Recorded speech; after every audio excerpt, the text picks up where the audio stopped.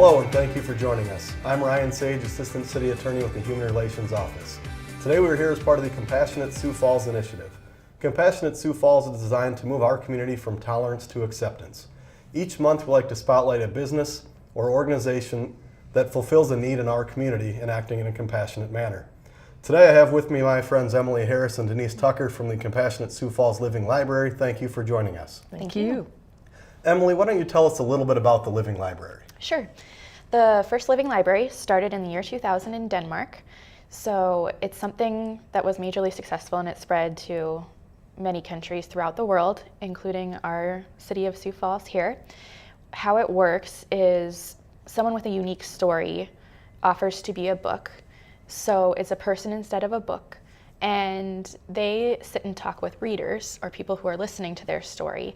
And hopefully their unique story helps the reader become more compassionate and understanding about people who are in their circumstances. Certainly. How many living libraries, I guess, have we had locally up to this point? Here we've had 4. We had 110 people attend, and we had 42 people be books and share their stories with us. Denise, why don't you tell me a little bit about the types of books and the number of books that are typically at a living library in our community? Sure.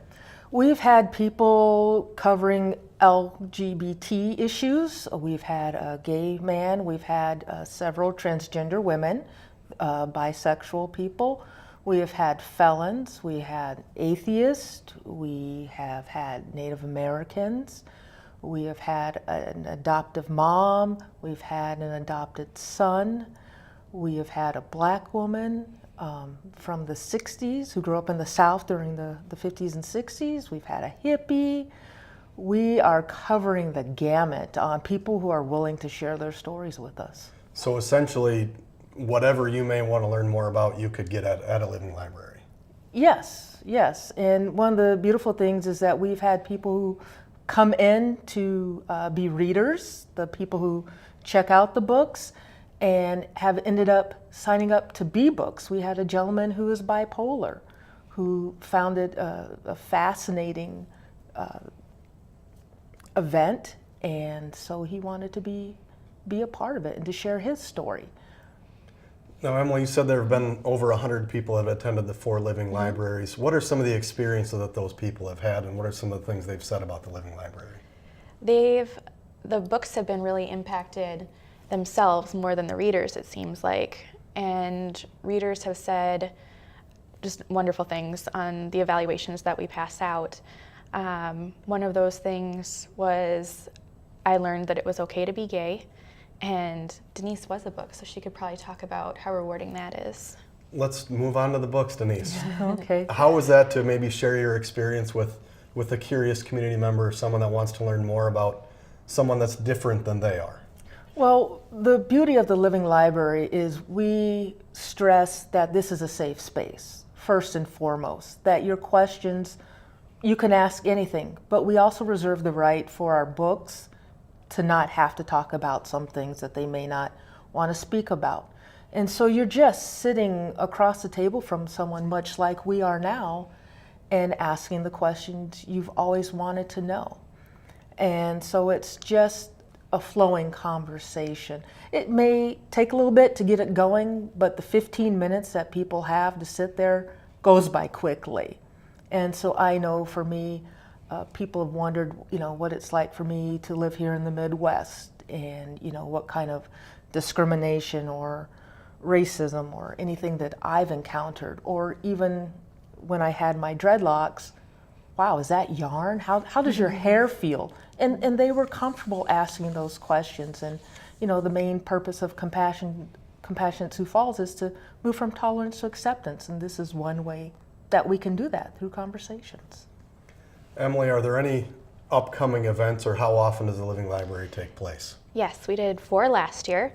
We have another one coming up on April 2nd from 2 until 4 at the Downtown Branch Library. It's World Autism Day, and so we'll have some books related to that topic. And Denise, do you want to talk about our books that we'll have a little bit more? Sure. Our as she mentioned, World Autism Day, we'll have a featured speaker, which is something new that we're doing, and that will be the Ashworth family in regards to having an autistic son.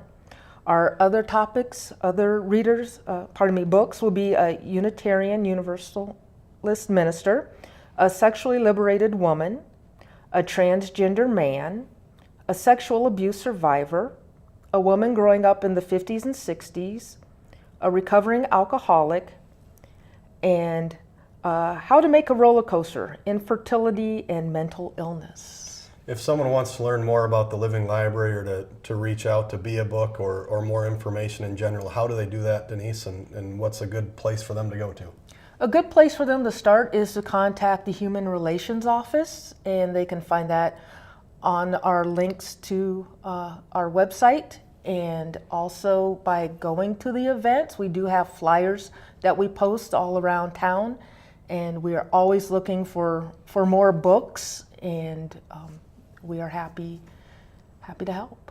Thank you very much for the coordination of the Living Library and the volunteering of your time in order to make this event so successful. If you're interested in learning more about Compassionate Sioux Falls, you can do so at siouxfalls.org/compassion or #CompassionateSF or by phone at 367-8745.